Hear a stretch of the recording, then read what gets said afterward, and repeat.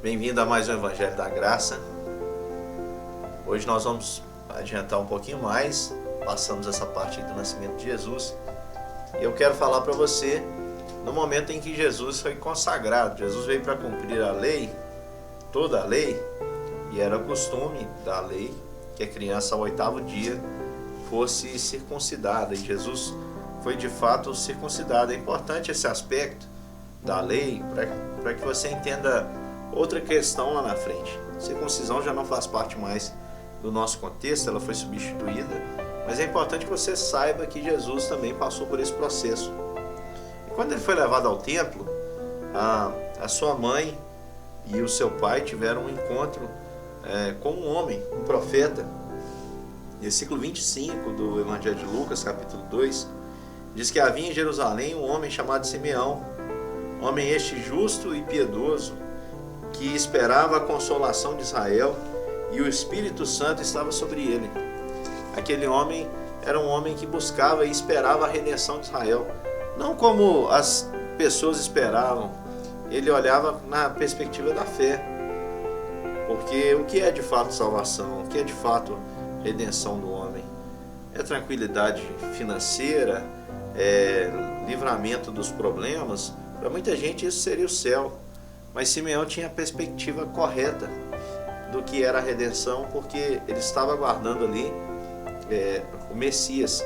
Não era como os sacerdotes, os escribas e Herodes, mas ele de fato esperava a salvação, o Messias prometido.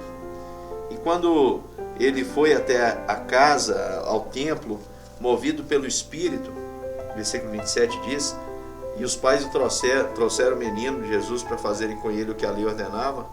Simeão tomou no braço e louvou a Deus, dizendo: Senhor, agora pode despedir em paz o teu servo, segundo a tua palavra, porque os meus olhos, olha a fé deste homem, segurando uma criancinha com 8 dias de nascido, 8 dias de nascimento. Alguns têm até medo de segurar, né? Porque uma criança muito frágil. Mas aquele homem, pelos olhos da fé, declara: Senhor, pode despedir em paz o seu servo, segundo a tua palavra, porque os meus olhos já viram a tua salvação, a qual preparaste diante de todos os povos, luz para a revelação aos gentios e para a glória do teu povo Israel. E estavam o pai e a mãe do menino admirados do que ele se dizia. E Simeão os abençoou e disse a Maria, mãe do menino, preste atenção nas palavras de Simeão. Ele disse o seguinte: eis que este menino está destinado tanto para a ruína, como para o levantamento de muitos em Israel, para ser alvo de contradição. Também uma espada transpassará a tua própria alma, para que se manifestem os pensamentos de muitos corações. No versículo de número 34, Simeão diz que este menino estava destinado tanto para a ruína, como para o levantamento de muitos em Israel, e para ser alvo de contradição. De fato, Jesus veio, e ele veio, de certa forma, frustrar a esperança dos egoístas, a esperança daqueles que pensam nas coisas de Deus pelas categorias humanas. Muitos aguardavam Jesus como o Messias que viria trazendo uma estratégia bélica, trazendo um poder extraordinário, e que pudesse então, com a sua estratégia, com a sua sabedoria, com o seu poder, com a sua tática, libertar o povo de Israel do Império Romano. No entanto, quando Jesus vem, ele traz consigo apenas o amor. E isso vai fazer com que ele derrube a muitos e levante a muitos, e que ele sirva de contradição. Porque Jesus, ele vai ser visto de fato, vai ser enxergado por muitos como Deus, como Messias, como Filho prometido. Contudo, ele veio para os seus, a Bíblia nos diz, mas os seus não o receberam.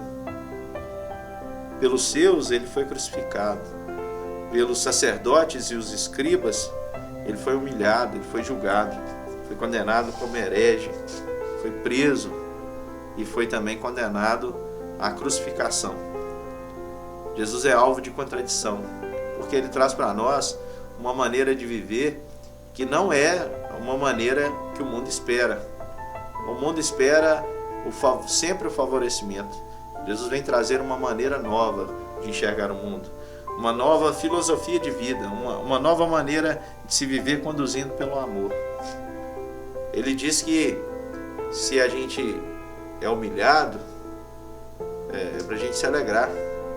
E se alguém nos toma algo, é para que a gente continue dando. Se nos baterem uma face, dá a outra. Se tomarem o chapéu, dá também a capa. Se obrigarem a andar 1 quilômetro, anda 2. É para a gente não cansar de modo nenhum a fazer o bem. Tudo aquilo que Jesus trouxe é recheado e banhado neste amor. Ele é a encarnação do amor. Ele é a personificação desse Deus que é amor. Esse amor, diante daquilo que não é a verdade, diante daquilo que é egoísmo, vai causar contradição.